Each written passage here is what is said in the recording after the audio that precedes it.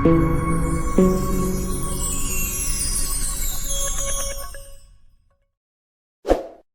दोस्तों, कैसे हो आप सब लोग। आशा करता हूँ स्वस्थ और मस्त होंगे तथा अपनी तैयारी को मजबूत कर रहे होंगे। हम लोग राजस्थान की नदियाँ वाला टॉपिक पढ़ रहे थे। क्या पढ़ रहे हैं हम लोग? पिछली क्लास में राजस्थान की जो नदियाँ हैं उस टॉपिक को स्टार्ट किया था। तो इसके अंतर्गत हम लोगों ने जो राजस्थान की नदियाँ हैं ना, उसको हमने कुछ महत्वपूर्ण भागों में डिवाइडेड किया था। जिसके अंतर्गत हमने राजस्थान की नदियों को 3 भागों में विभाजित किया था। एक किया था आंतरिक जो अफवाह की नदियाँ हैं उसमें। एक हमने किया था अरब सागर की नदियाँ। एक हमने शुरू किया था बंगाल की खाड़ी की नदियाँ।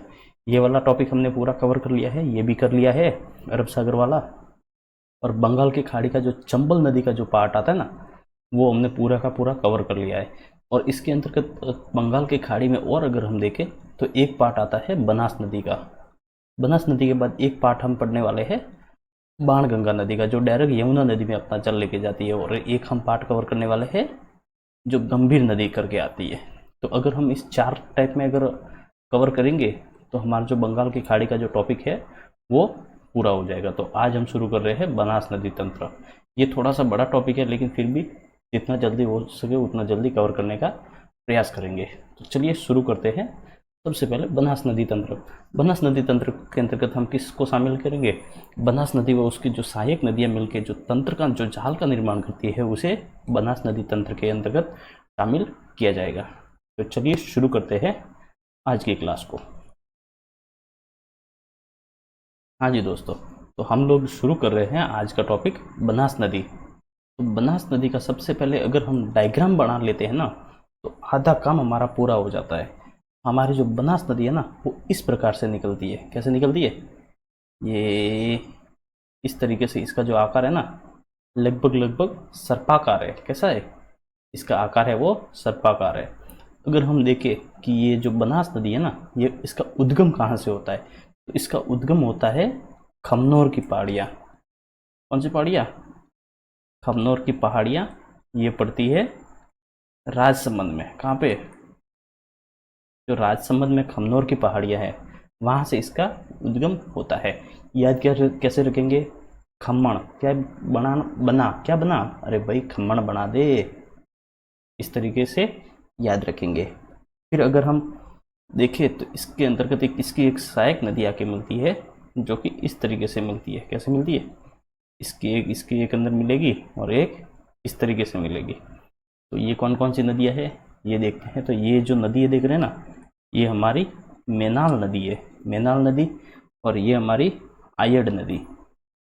ये कौन सी है? आयड़, या जिसे कहा जाता है बेड़च नदी। और ये है हमारी गंभीरी नदी। तो देखिए इसका बोलो तो यहाँ पे क्या क्या जॉइंट बनता है। ये जो आयड़ और जो गंभीरी नदी है इसके किनारे एक दुर्ग आता है जिसका नाम आता है चित्तौड़ दुर्ग। कौन सा दुर्ग है? जो चित्तौड़ फोर्ट है ना, चित्तौड़ फोर्ट आयड़ और गंभीरी नदी के संगम पर बना हुआ है। फिर देखिए एक नदी ये हो गई, एक ये हो गई, एक ये हो गई। तो ये तीनों मिलकर एक क्या बना रही है? ये बना रही है एक त्रिवेणी संगम बना रही है। क्या बना रही है? ये है त्रिवेणी संगम का निर्माण कर रही है। कहाँ करेगी? त्रिवेणी संगम का निर्माण करेगी जो बिंगोद एक जगह पड़ती है। कहाँ पे? भीलवाड़ा में।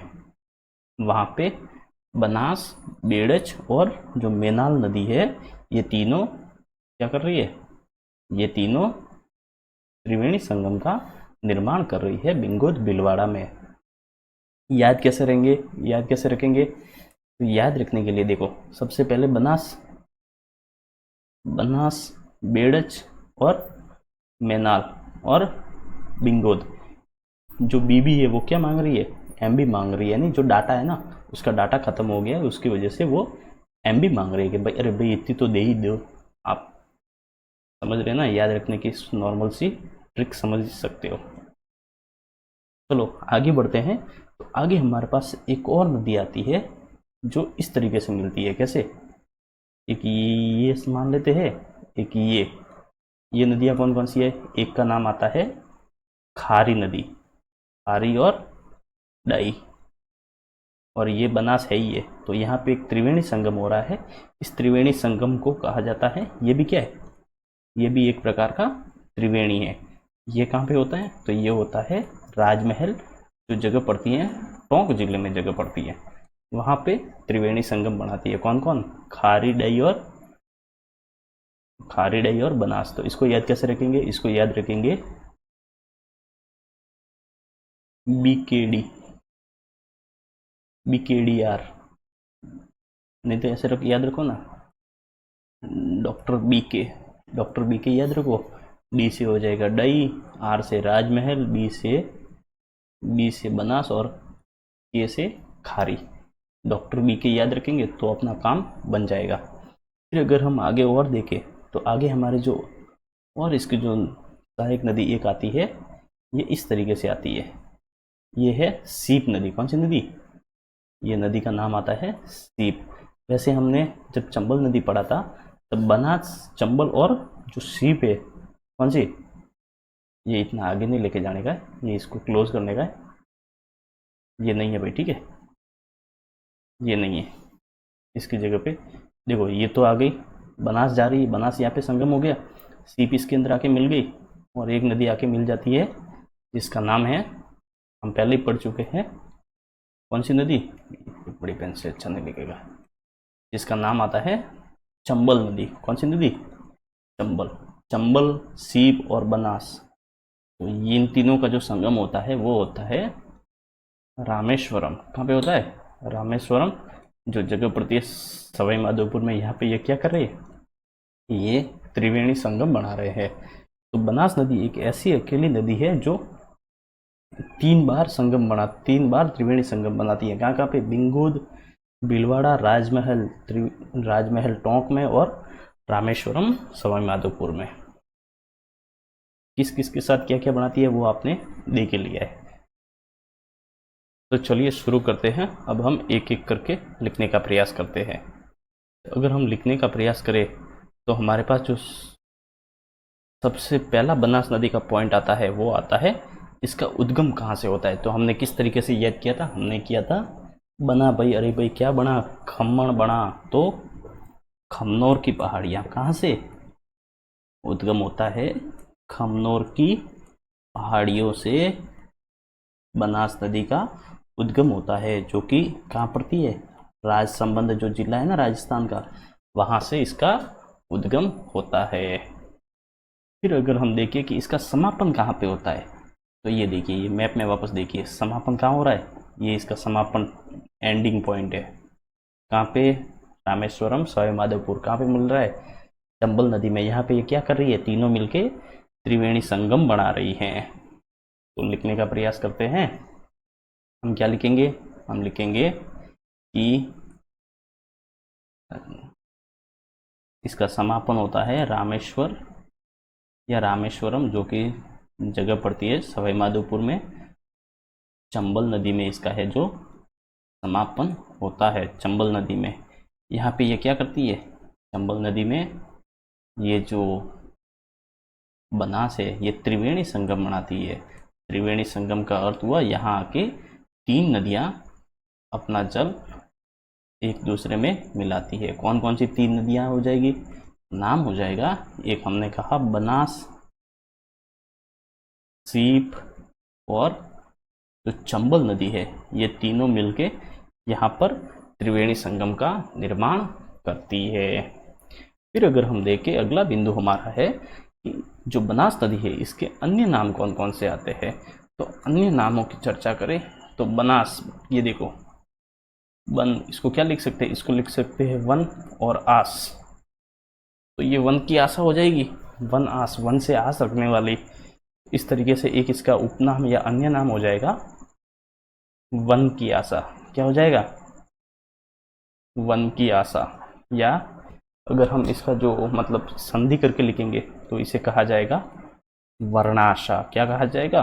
वर्णाशा, जिसको वन से आशा हो। या इसे ही कहा जाता है वशिष्ठी नदी। क्या कहा जाता है? वशिष्ठी नदी। तो सब लगभग आप समझ ही सकते हैं, ये व से शुरू हो रहा है और ये ब से, ये तो हमारा तत्सम तद्भव वाला बनता ही है। तो वशिष्ठी नदी, वर्णाशा और वर्ण की आशा, ये तीनों बनास नदी के अन्य नाम है या उपनाम है। आगे बढ़ते हैं तो हमारे बनास नदी से संबंधित एक महत्वपूर्ण फैक्ट आता है। क्या आता है? वो आता है पूर्ण बहाव की दृष्टि से, पूर्ण नहीं संपूर्ण रूप से या क्या लिख सकते हैं, या लिख सकते हैं पूर्णतः यानी पूरी की पूरी राजस्थान में बहने वाली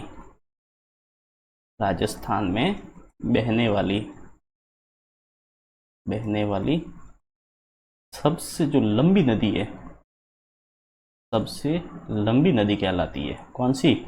बनास नदी कहलाती है। और अगर यहीं पे मैं आपको नोट डाल के लिखवा दूं कि राजस्थान की सबसे लंबी नदी, ये अगर क्वेश्चन बने तो हमारा आंसर आ जाएगा चंबल, क्योंकि यह केवल राजस्थान की नहीं है, लेकिन अगर केवल राजस्थान की या पूर्ण राजस्थान की पूर्ण बहाव या पूर्णतः बहाव की दृष्टि से संपूर्ण रूप से राजस्थान में बहने वाली सबसे लंबी नदी पूछे तो सीधा सा अपने को टिक करना है बनास नदी। कौन सी नदी? बनास नदी। तो आशा करता हूँ यहाँ तक आप समझ गए होंगे।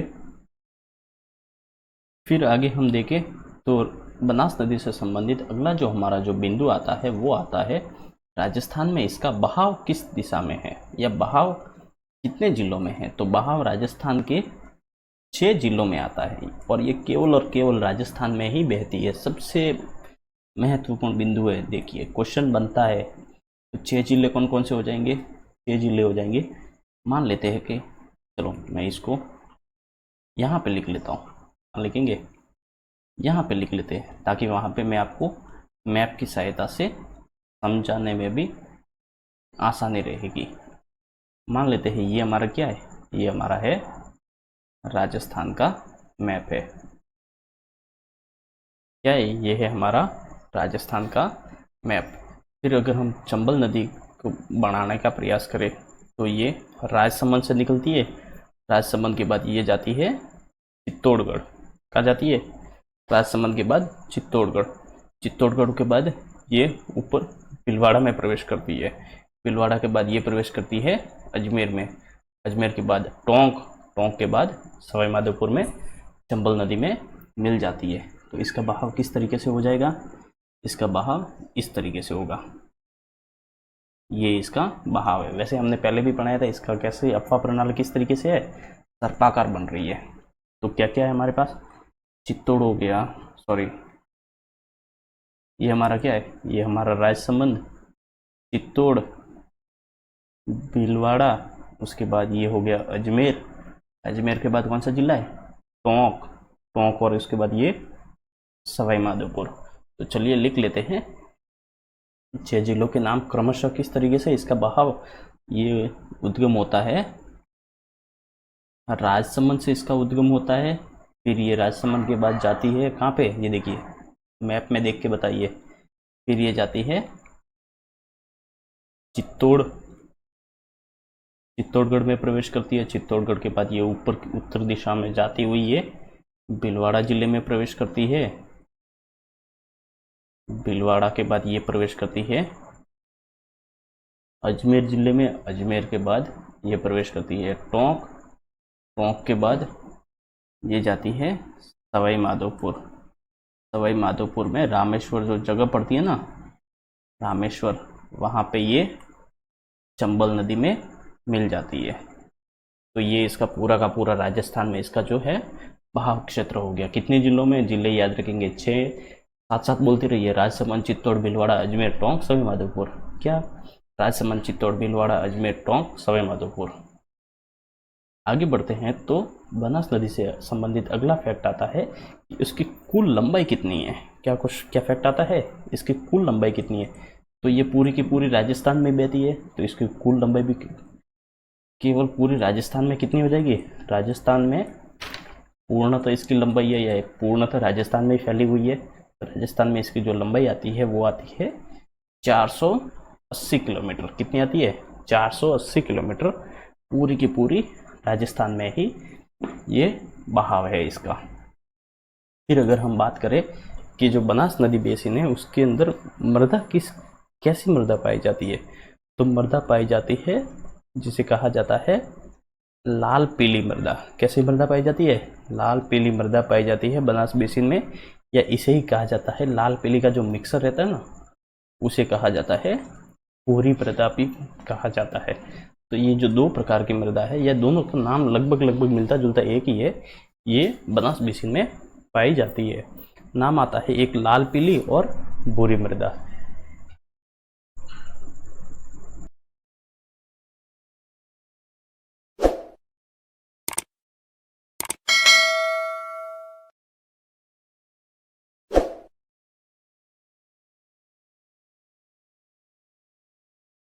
हाँ जी दोस्तों, तो हम लोग आगे अगर चर्चा करें तो बनास नदी से संबंधित अगला हमारा जो फैक्ट है त्रिवेणी संगम। तो त्रिवेणी संगम, ये बनास नदी 3 जगह पे त्रिवेणी संगम बनाती है, जिसके बारे में हमने पहले भी चर्चा की हुई है।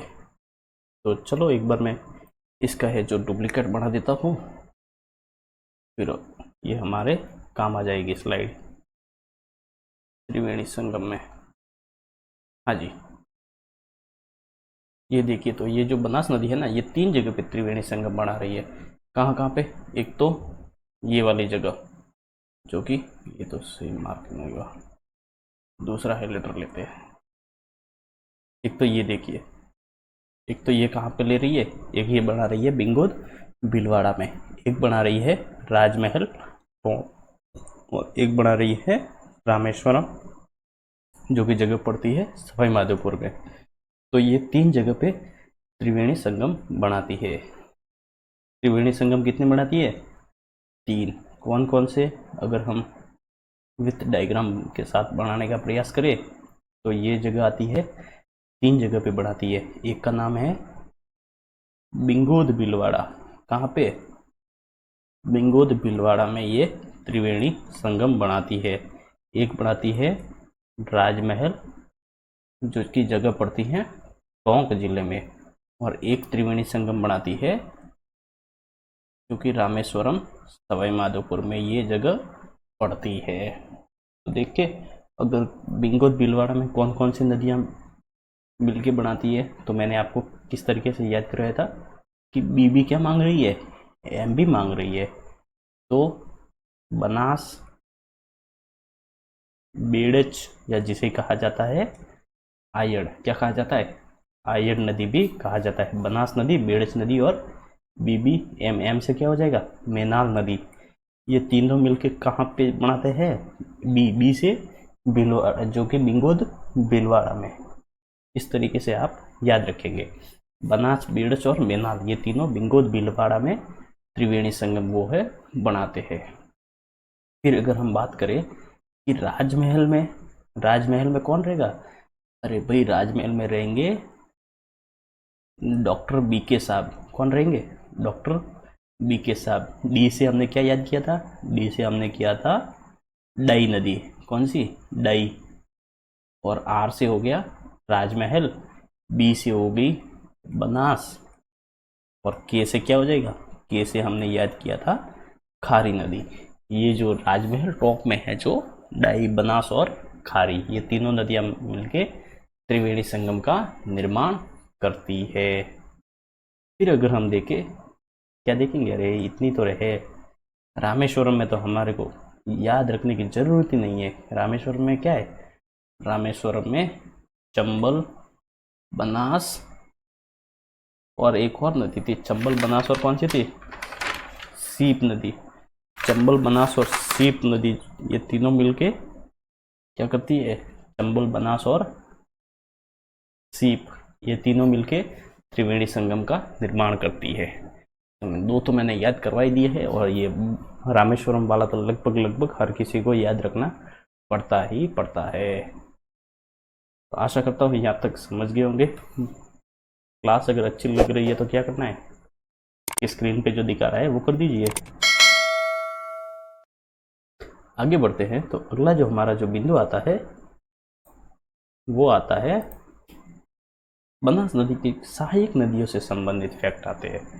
क्या आती है बनास नदियों से बनास नदी की अगर हम सहायक नदियों के ऊपर चर्चा करें,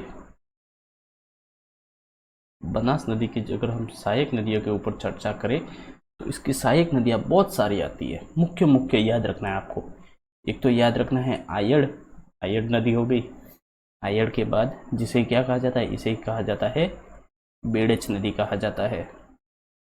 और अगर हम देखें इसकी सहायक नदी तो और आती है एक नाम मिलता है गंभीरी नदी। देखिए आयड़ और गंभीरी नदी के ऊपर चित्तौड़गढ़ दुर्ग बसा हुआ है। और एक अगर हम आगे एक और पढ़ेंगे जिसका नाम आएगा गंभीर नदी। क्या आएगा? गंभीर। और ये जो नदी है ये डायरेक्ट अपना जल है वो यमुना नदी में लेके जाती है। कहाँ लेके जाती है? यमुना नदी में डायरेक्ट अपना जल लेके जाएगी गंभीर नदी। और गंभीरी जो है वो चित्तौड़गढ़ दुर्ग के पास से होकर निकलती है। तो गंभीरी नदी बनास की सहायक हो जाएगी। और अगर हम देखें कोठा बना तो कोठारी नदी भी बनास नदी की सहायक है। मैनाल को हमने त्रिवेणी संगम के अंतर्गत देख ही लिया है। खारी को भी डॉक्टर बीके साहब को हमने देख ही लिया है, तो ये डाई भी आ जाएगी। फिर सीप चंबल के साथ त्रिवेणी संगम बनाती है। मोरेल नदी को आपको याद रखना है। और अगर हम देखें तो कुछ नदियाँ आती है जिसका जैसे कि चाकण हो गई, आलणियाँ हो गई। ये वैसे पूछा तो नहीं जाता लेकिन फिर भी ध्यान रख सकते हैं। जो डील नदी हो गई और जो सोहद्रा करके एक नदी आती है ये भी बनास की सहायक नदी है। तो अपने को याद क्या क्या रखना है? मुख्य रूप से आयड़, बेड़च, गंभीरी, कोठारी, मैनाल, खारी, डाई, सीप, मोरेल, चाकण, आलड़ियाँ, ढील और सोहद्रा, ये सारी की सारी जो नदियाँ हैं वो बनास की सहायक नदियाँ हैं। आगे अगर हम देखें तो बनास नदी से अगला जो फैक्ट आता है कि यह जो नदी है वो अरावली के समांतर बहने वाली नदी है। कैसी नदी है? अरावली के समांतर बहने वाली नदी। तो ये किस तरीके से समांतर है? मान लेते हैं ये हमारे पास क्या है, ये हमारे पास है राजस्थान का एक कच्चा डायग्राम। अगर हम इसके अंतर्गत हमारी जो अरावली को ड्रॉ करने का प्रयास करें तो वो इस तरीके से हमारी अरावली आती है। कैसी आती है? इस तरीके से। और अगर हम चंबल नदी को ड्रॉ करने का प्रयास करें, इसको ड्रॉ करेंगे हम लोग, करेंगे चंबल नदी को। तो जो चंबल नदी है वो यहाँ से निकलती है, यहाँ से आते हुए ये इस तरीके से। तो ये जो पोर्शन देख रहे हैं ना आप, कौन सा पोर्शन? ये वाला जो पोर्शन, तो ये इसका क्या है? ये इसकी एक तरीके से समांतर है। तो हम कह सकते हैं ये हमारी अरावली है ना, ये अरावली के क्या है? ये अरावली के समांतर बहती है। तो इस वजह से ये पॉइंट महत्वपूर्ण हो जाता है कि अरावली के समांतर बहने वाली नदी कौन सी है? तो समांतर बहने वाली नदी हो जाएगी बनास नदी। तो आशा करता हूँ ये बिंदु आप समझ गए होंगे। आगे बढ़ते हैं। बनास नदी के ऊपर कौन कौन सी परियोजना संचालित है? बनास नदी के ऊपर अगर हम परियोजनाओं की बात करें तो मैं आपको यहाँ पे एक स्लाइड ऐड कर देता हूँ जिससे आपको समझने में आसानी रहेगी। हमने कहा ये इस तरीके से बनास नदी कैसी है? सर्पाकार है। इसके ऊपर एक परियोजना तो आती है, एक परियोजना तो इसके ऊपर आती है ये इस तरीके से जिसका नाम आता है, और एक परियोजना आती है वो आती है सवाई माधोपुर जिले में, और एक परियोजना आती है टोंक जिले में। जो टोंक जिले में जो परियोजना आती है उसका नाम आता है बिसलपुर परियोजना। कौन सी परियोजना? बिसलपुर परियोजना। और एक जो आती है वो आती है सवाई माधोपुर जिले में। कौन से जिले में? सवाई माधोपुर जिले में, जिसका नाम आता है इसरदा परियोजना। कौन सी परियोजना? इसरदा परियोजना। तो चलिए लिख लेते हैं क्या नाम है इसका? ये जो बनास नदी है ना, इसके ऊपर जो परियोजना संचालित है वो मुख्य रूप से दो परियोजना संचालित है। अगर दो परियोजना के देखें कि कौन कौन से जिलों में संचालित है तो नाम आ जाएगा, एक का नाम आ जाएगा टोंक जिले में, और दूसरा जो जिला आ जाएगा वो आ जाएगा सवाई माधोपुर जिला। कौन सा जिला? सवाई माधोपुर। टोंक जिले में जो परियोजना है उसका नाम मिलेगा हमारे को, वो मिलेगा बिसलपुर परियोजना। कौन सी परियोजना है? बिसलपुर परियोजना। और जो सवाई माधोपुर जिले में जो परियोजना संचालित है उसका नाम आता है इसरदा परियोजना। आशा करता हूँ कि आपको ये जो सब हम लोग पढ़ रहे हैं वो समझ में आ रहा होगा। इसको डेली टू डेली याद कीजिएगा। और ये कौन सी नदी कौन सी है? तो नदी कोई पूछने की ज़रूरत ही नहीं है, बनास नदी के ऊपर संचालित है दोनों परियोजना। बिसलपुर टोंक, इसरदा, सवाई माधोपुर। क्या याद रखना है? बिसलपुर टोंक और इसरदा सवाई माधोपुर। चलिए याद कीजिए जल्दी से जल्दी, ये दो बहुत बार पूछा जाता है। इसरदा तो बहुत बार पूछा जाता है, हर एग्जाम में इससे संबंधित क्वेश्चन बनता ही बनता है। आगे अगर हम देखें, क्या देखें? कुछ नहीं देखना। चलो बांध देख लेते हैं। अगर हम बांध की चर्चा करें तो बांध, इसके ऊपर दो बांध बने हुए हैं। नदियों का नाम थोड़ा सा अलग है, इसलिए मैं नदी का नाम भी मेंशन कर दूंगा। एक बांध आता है जिसका नाम आता है मेजा बांध। क्या बांध आता है? मेजा बांध। मेजा नदी कभी मत कीजिएगा, मेजा बांध। मेज किससे? मेज कोठारी, मेज कोठारी नदी के ऊपर बना हुआ है। मेजा बांध है वो कोठारी नदी के ऊपर बना हुआ है। और जिला अगर पूछे तो जिला हमारा आ जाएगा भीलवाड़ा। वहीं अगर हम दूसरी ओर देखें, एक और बांध आता है जिसका नाम आता है नारायण सागर बांध। कौन सा बांध? नारायण सागर बांध। देखें कि ये किस जिले में आता है। पहले देख लेते हैं कि ये कौन सी नदी के ऊपर बना हुआ है। तो इसकी जो नदी आती है वो आती है खारी नदी। खारी नदी। और जिला अगर देखें तो हमारा अजमेर जिले में ये बना हुआ है। वैसे जब हम नदी घाटी परियोजनाएं पढ़ेंगे तब हम इनको एक बार और डिटेल में देखेंगे, लेकिन हम जब बनास नदी पढ़ ही रहे हैं तो उसके साथ साथ ये अगर देख ले तो हमारा जो आधा काम है वो, तो हम तब जब हम वो वाला टॉपिक पढ़ेंगे ना, नदी घाटी परियोजनाएं, तब हमारे को आसानी रहेगी। याद क्या रखना है? मेजा बांध कोठारी नदी भीलवाड़ा जिले में, नारायण सागर बांध खारी नदी और अजमेर जिले में। कोठारी और खारी किसकी सहायक है? बनास नदी की सहायक है। तो इसीलिए ये हम इसके अंतर्गत पढ़ रहे हैं।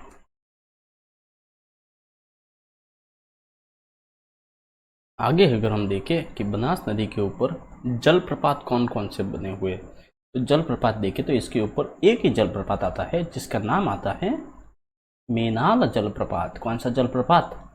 मेनाल जलप्रपात, या मेनाल वाटरफॉल भी कह सकते हैं। इसको क्या बोलेंगे? इसको बोलेंगे वाटरफॉल। जब पहाड़ किसी ऊंचे जो स्थलाकृति से नीचे गिरता है तो एक जो वाटरफॉल का निर्माण करती है या जलप्रपात का निर्माण करती है, तो वो जल इस तरीके से गिरना, ये मेनाल जलप्रपात है। और मेनाल जो जलप्रपात है ना वो कहाँ पे है? वो है भीलवाड़ा जिले में। मेनाल जलप्रपात भीलवाड़ा जिले में। और नदी का नाम तो प्रपात में ही, जलप्रपात में ही लिखा हुआ है। क्या है? मेनाल नदी। मेनाल जलप्रपात भीलवाड़ा जिले में मेनाल नदी के ऊपर बना हुआ है। और ये जो मेनाल नदी है ना वो बनास की सहायक है, इसलिए इसकी चर्चा हम यहाँ पर कर रहे हैं।